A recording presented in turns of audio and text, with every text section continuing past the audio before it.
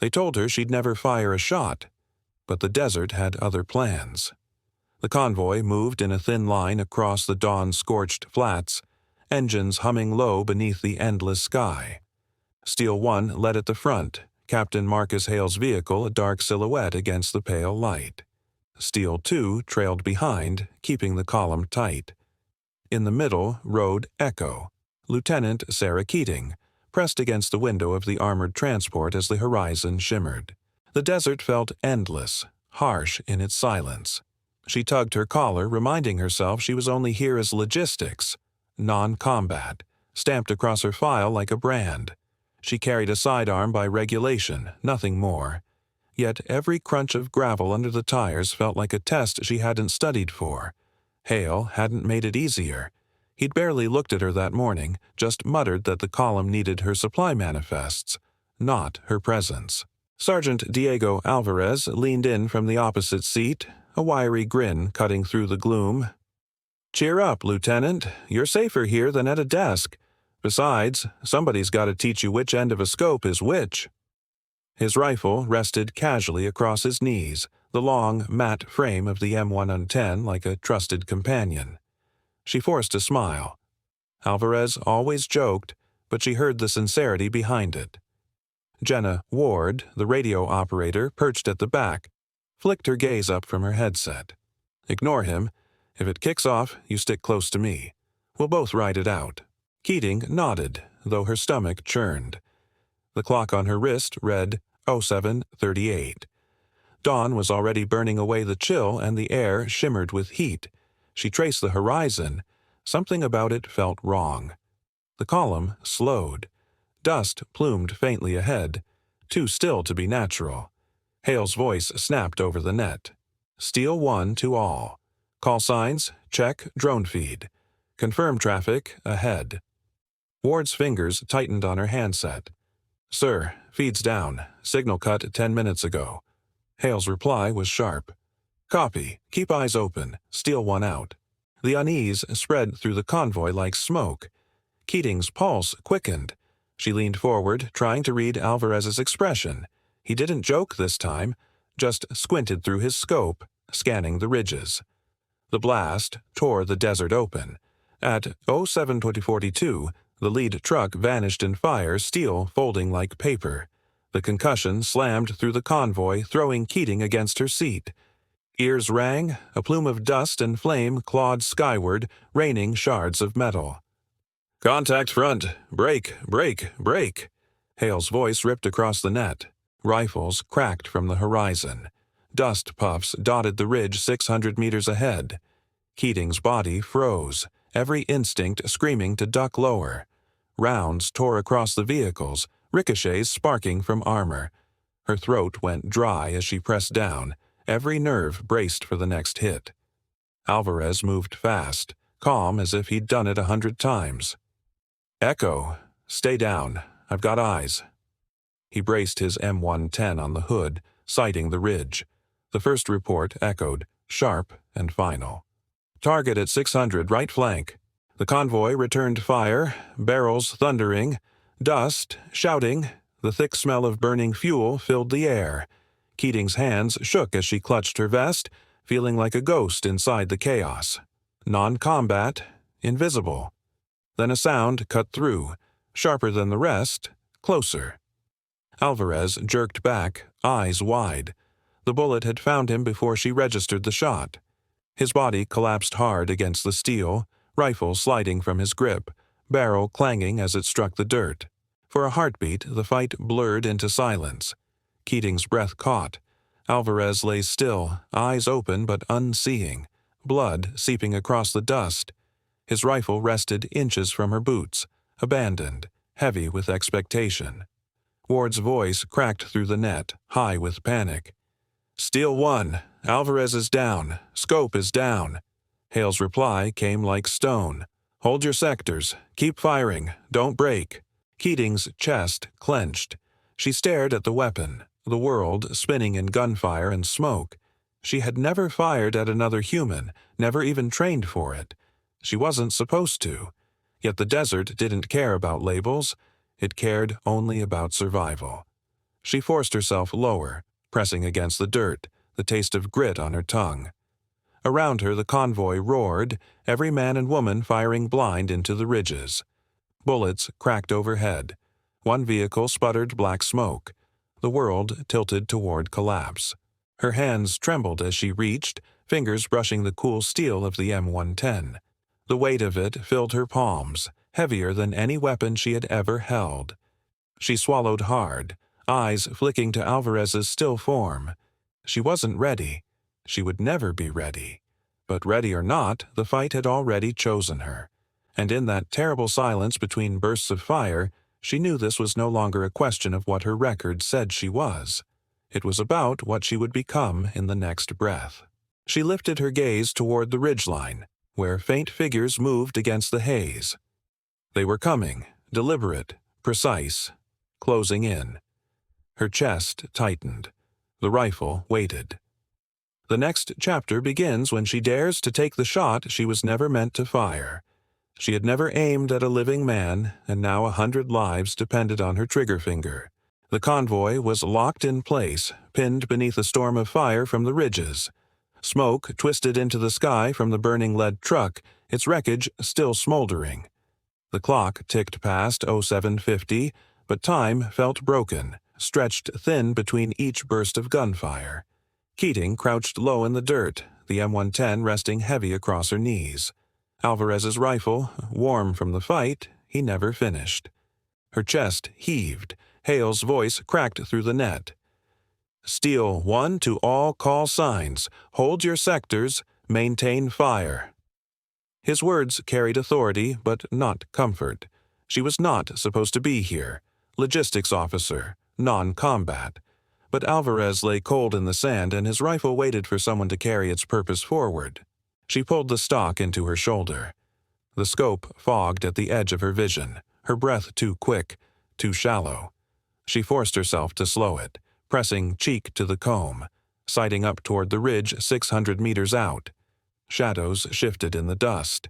Enemy silhouettes rose and ducked, flashes of muzzle fire sparking from their positions. Ward's voice came sharp over comms. "Echo, you've got movement at your 11. 2 targets cresting the ridge." Keating licked dry lips. Her finger hovered on the trigger. She squeezed too soon. The first shot cracked, thunder rolling back at her. The round sailed wide, kicking up a puff of sand nowhere near the mark. Hale's voice bit down on her like steel. "Echo, stand down. You'll get yourself killed." She flinched, shame burning through her chest, but her hands refused to let go. She adjusted the scope, tried to remember the things Alvarez had said in passing, almost as jokes. Breathe out. Find the rhythm. Rounds slammed against the convoy's plating. Sparks spat into the air. The men and women around her shouted, some ducking, some firing wildly. She kept her eye fixed in the reticle, the black cross steadying her chaos. Ward called again, urgent. "Echo, target at range 850. Wind left to right, 2 clicks." Keating twisted the dial, heart hammering. The reticle cut across the haze, landing on a figure with a rifle braced against a rock. The man leaned, firing methodically, calm under the storm. He hadn't seen her yet. She exhaled and squeezed. The recoil jolted through her shoulder. The echo rolled out into the desert. For a half-second she thought she'd missed again. Then the target jerked, collapsed sideways, rifle clattering down the slope. Ward's voice leapt across the net. "Splash! Target down!" Silence followed, heavier than the gunfire. Even Hale paused. Keating's chest convulsed. Her first kill. A rush of cold and heat at once. The man had been breathing, moving, fighting, and now he wasn't. She pulled her cheek from the stock, forcing air into her lungs. Hale's voice returned, low and sharp. "Echo, what did you just do?" Her reply cracked but held. "I did my job, sir." Gunfire roared again, angrier, as if the enemy had noticed the gap she'd carved in their line. Bullets hammered closer, stitching the dirt around her. The air hissed with near misses. She realized, too late, By hitting one, she had revealed herself. Ward's voice was tight, almost trembling. "They're shifting fire. Echo, they're on you." Keating pressed back behind the shattered wheel well, gripping the rifle so tight her knuckles ached. Fear clawed at her throat, but something else began to harden beneath it. She had drawn blood, and the convoy still stood because of her. She was not invisible anymore. She was part of this fight. She leaned out again, lining up another silhouette in the growing dust. The sun had started to sink toward afternoon, long shadows stretching across the ridge. She tracked the figure, breath slow, pulse steady. Another shot cracked. Another man dropped. "Target down," she whispered, though her hands trembled. The convoy still burned, still fought, but a shift had begun. Hale's silence on the net carried weight. Anger, disbelief, but also the dawning recognition of what he was witnessing. Keating was doing what no one expected. Yet, even as she chambered the next round, the thought cut through her. Each life she ended carried a price she wasn't sure she could pay. Pride and guilt twisted inside her chest. She had crossed the line, and there was no way back. The enemy regrouped on the far ridge, their movements tighter, more deliberate now. One shadow stood taller than the rest, watching through the haze. She didn't know his name, not yet, but the way the fighters rallied around him marked him as different. Dangerous. The rifle grew heavier in her hands as she realized the fight was only sharpening. And the next chapter begins when she learns that her single shot has drawn the eyes of the enemy commander himself. One shot stood between survival and slaughter. The desert had grown darker with every passing hour, shadows stretching long over the convoy's battered line of vehicles. Dust clung to the air, heavy with cordite and smoke, the acrid smell of burned metal mixing with sweat. Engines idled low, their fuel nearly gone, and rifles clicked empty chambers. The fight had dragged the convoy to the edge of collapse. Captain Hale crouched behind the armored plating of Steel 1, face streaked with grit, eyes scanning the horizon where the enemy gathered again. Their leader, Raven, stood tall against the backdrop of the sinking sun, arms lifted as he marshaled his men for the final push. He knew the convoy was spent. They all did. Ward's voice came tight over the net. "Steel 2, last belt. We're black on ammo." Silence followed, broken only by the distant shouts of Raven's fighters preparing to charge. Keating's hands shook as she cradled Alvarez's M110, the rifle now hers by grim inheritance. The weight of it pressed on her shoulder like judgment. She had taken lives already, and each shot echoed in her bones. But this was something else. "One more round," she whispered, though no one could hear her. Her magazine was nearly empty, the last few cartridges gleaming in the dust.